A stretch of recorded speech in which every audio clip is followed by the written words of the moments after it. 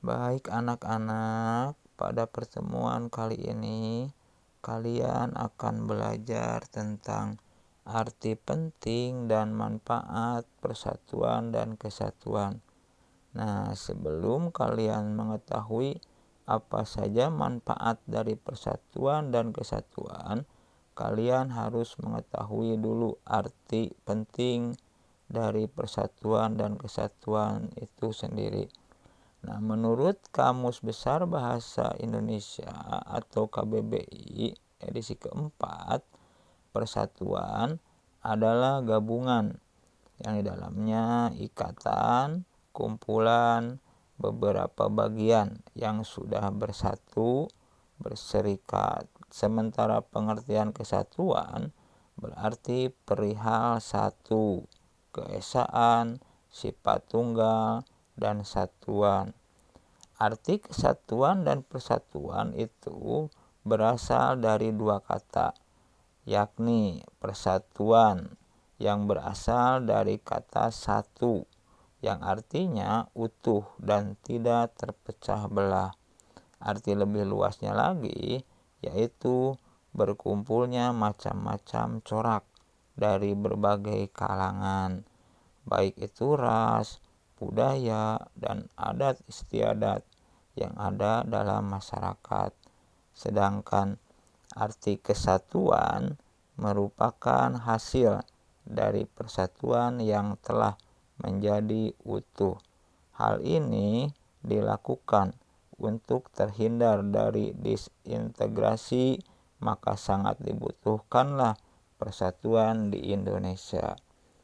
Nah, kali ini setelah kalian paham arti persatuan dan kesatuan, banyak manfaat persatuan dan kesatuan dalam kehidupan bernegara di Indonesia. Sejarah menunjukkan bahwa bangsa Indonesia berhasil meraih kemerdekaan itu karena adanya persatuan dan kesatuan. Meskipun terdiri atas beragam suku bangsa, budaya, dan agama, bangsa Indonesia mampu bersatu dan mengalahkan para penjajah. Untuk mencapai persatuan dan kesatuan tersebut, maka diperlukannya adanya kerukunan. Perbedaan yang disatukan dalam kerukunan itu dapat menjadi kekuatan bagi sebuah bangsa. Jika seluruh bangsa Indonesia bersatu, kita akan semakin mudah untuk menjaga kekayaan sumber daya alam, baik budaya dan yang kita miliki yang diakui negara lain. Menjaga persatuan dan kesatuan bangsa merupakan kewajiban setiap warga negara Indonesia.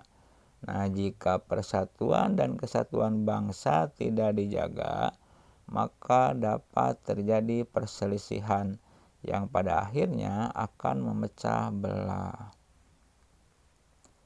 Berikut ini manfaat dari persatuan dan kesatuan bagi Negara Kesatuan Republik Indonesia. Pertama, bangsa Indonesia itu menjadi bangsa yang kuat dan maju.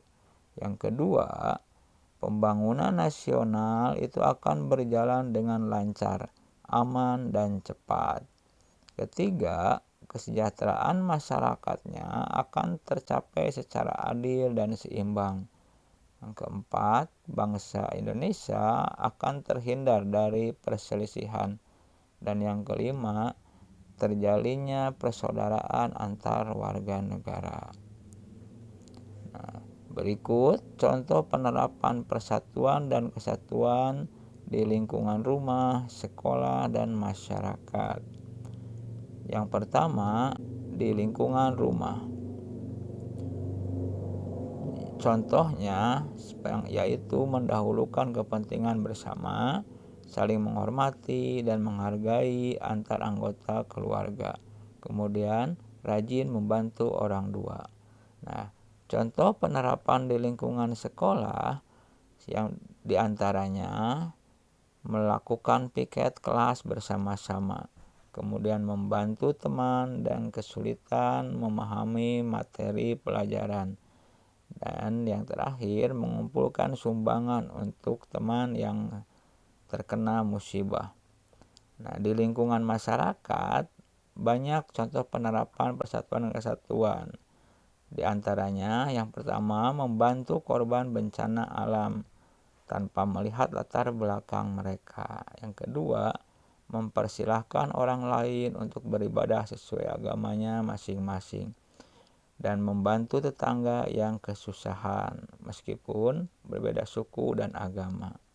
Nah, pentingnya persatuan dan kesatuan demi kesejahteraan rakyat, yaitu untuk mencapai persatuan dan kesatuan kita perlu memiliki sikap peduli, rela berkorban, dan mendahulukan kepentingan bersama, serta toleransi yang tinggi.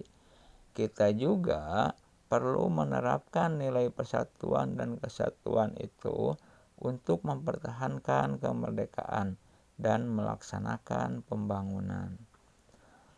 Pembangunan bangsa yang stabil dan berkesinambungan itu akan menjamin kesejahteraan rakyat di segala bidang. Berikut ini contoh penerapan nilai-nilai persatuan dan kesatuan demi mencapai kesejahteraan rakyat. Yang pertama, contohnya mencintai dan menggunakan produk Indonesia. Yang kedua, rajin belajar untuk membangun bangsa. Dan yang ketiga, mempererat kerjasama. Selanjutnya, mempertahankan persatuan dan kesatuan pada masa kemerdekaan, yaitu dapat menciptakan rasa persatuan yang besar sehingga mendorong bangsa Indonesia meraih kemerdekaan bebas dari penjajahan bangsa lain. Nah, kita itu wajib mengisi kemerdekaan dengan beberapa kegiatan yang dapat memajukan bangsa. Berikut ini banyak cara-cara untuk mempertahankan persatuan dan kesatuan pada masa kemerdekaan.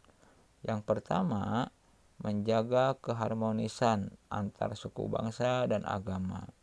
Yang kedua, meningkatkan semangat kekeluargaan dan gotong royong.